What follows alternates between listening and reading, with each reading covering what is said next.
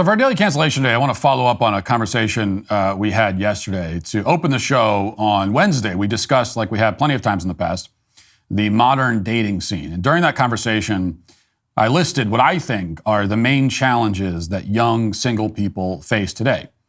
And now I want to add one other challenge to the list that I neglected to include.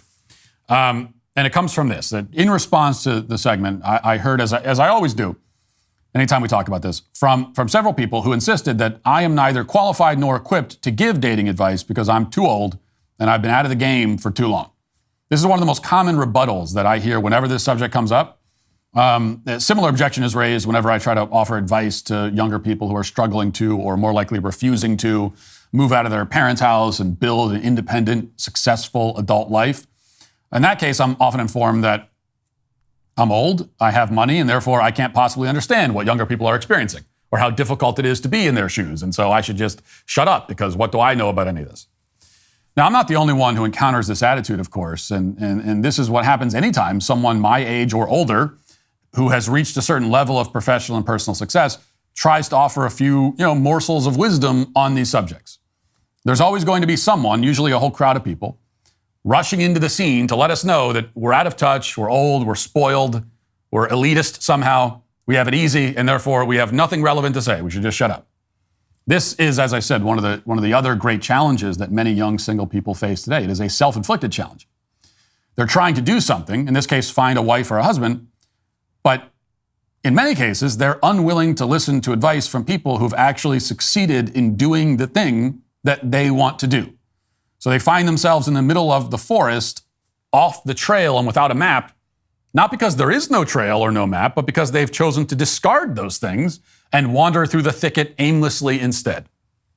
Now, it is true that I am ancient and decrepit at the advanced age of 37. It's a wonder that I'm even able to walk without assistance at this age, but that doesn't mean that my relationship advice is obsolete. In fact, there are many people even older than me, if you can believe it, whose advice is not obsolete either, who have even better advice than I do. And that's because, in part, the fundamental challenges that you face as a young single person looking for love in the world are the same fundamental challenges faced by anyone who has sought romance and companionship anywhere in the world at any point in history ever. Now, it's true that you face some unique obstacles. Some of those obstacles are quite daunting, quite significant. No doubt about that.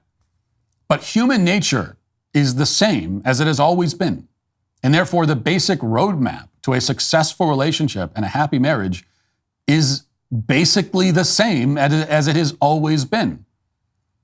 Now, there's a bit of a self-fulfilling prophecy here that I've noticed, which is that we declare that everything is different now, and the wisdom of the past no longer applies. And the more we insist on that, the more screwed up things get, and therefore, the more different and less applicable that wisdom actually becomes. So, for example, just to illustrate this, one piece of advice that I give, and that many people much wiser than me give, so that you can just listen to them if you want and not me, is to embrace what we now call gender roles. And what in the past they didn't call gender roles because they didn't have a word for it, because it just was what you did. It was so obvious and innate that you didn't need a term to describe what it was. But now we call it gender roles. If you owe back taxes or still have unfiled returns, that can really weigh on your mind, especially when the IRS has become more determined than ever. Their chief data and analytics officer revealed that the IRS is focused on an enforcement project with an average return on investment of about $6 for every $1 spent. They're targeting individuals and businesses that currently owe back taxes or haven't yet filed their returns. Tax Network USA, the nation's leading tax relief firm, knows the tax code and will fight for you. With a record of negotiating over $1 billion in tax relief for their clients, their team is knowledgeable in handling any type of tax issue.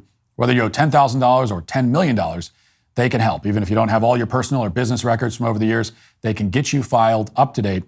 Facing the IRS without a professional is not a smart move. Contact Tax Network USA for the best strategic advice to help reduce or even eliminate your tax debt. Call today at 1-800-245-6000 or visit their website at tnusa.com/Walsh. They'll give you a free private consultation on how you can settle your tax debt today. That's tnusa.com/Walsh. One of the things that makes it difficult for single people to match up with each other and form functional relationships and eventually marriages is that they have no idea what the point of a relationship is and what the man is supposed to do within that relationship and what the woman is supposed to do.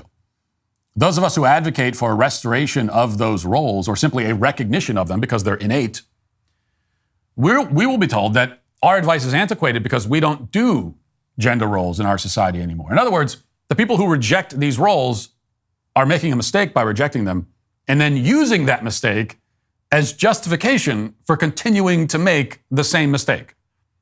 Now, it's true that we live in a society where many people have rejected the timeless wisdom of the ages when it comes to how relationships are supposed to function.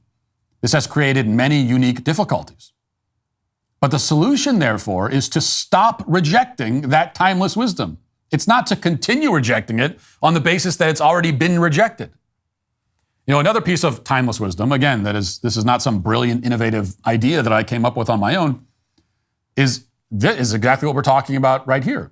Whatever it is that you're trying to do in life, you should seek out people who have actually done it and done it successfully and use them as an orientation point.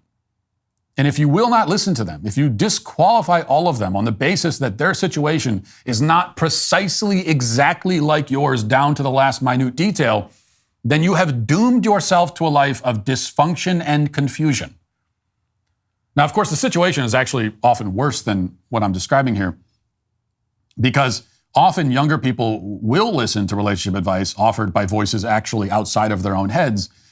There are plenty of social media personalities and YouTubers and people in media who have garnered large followings in part by talking about these kinds of issues. The problem is that many of them have never done the thing successfully either. They aren't married, they have not formed, maintained, and provided for a functional nuclear family, or they were married and now they're divorced. You know, their lives are like total disasters. They have not demonstrated that they have any real insight into the subject at all. In fact, if anything, they demonstrated a profound lack of insight and a tendency towards failure and dysfunction in the very arena that they're pontificating about. And this is one of the reasons why many young people are lost in the dating world. They either don't listen to anyone's advice, or they seek advice from people who are just as lost as they are, if not more lost. And this is reflected not just in the dating world, across our culture on nearly every subject. Experience, wisdom, and success are counted as negative somehow, as hits against your credibility, as essentially disqualifying factors. Now, it's true, and could be rightly pointed out here, that plenty of people claim to be experienced and wise and actually aren't. And part of the context here is the trust the experts thing. And the problem, though, with trust the experts when it's so often used is that the people that are being put forward as experts actually aren't. And so it's all a big lie.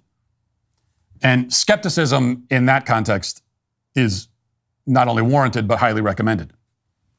But there are some basic truths that can be learned and put into practice, even by someone like me, who is not especially wise, but has at least some common sense, at least the kind of sense common to those of us who have been married and had families and learned what it takes and put it into practice. And that is why those who say that we are somehow less qualified to give advice at all are today the ones who are canceled. Hey, YouTube, thanks for listening to the show. If you'd like access to my full show with no ads, you should go to dailywire.com and use promo code Walsh to get 2 months free on all annual plans. See you there.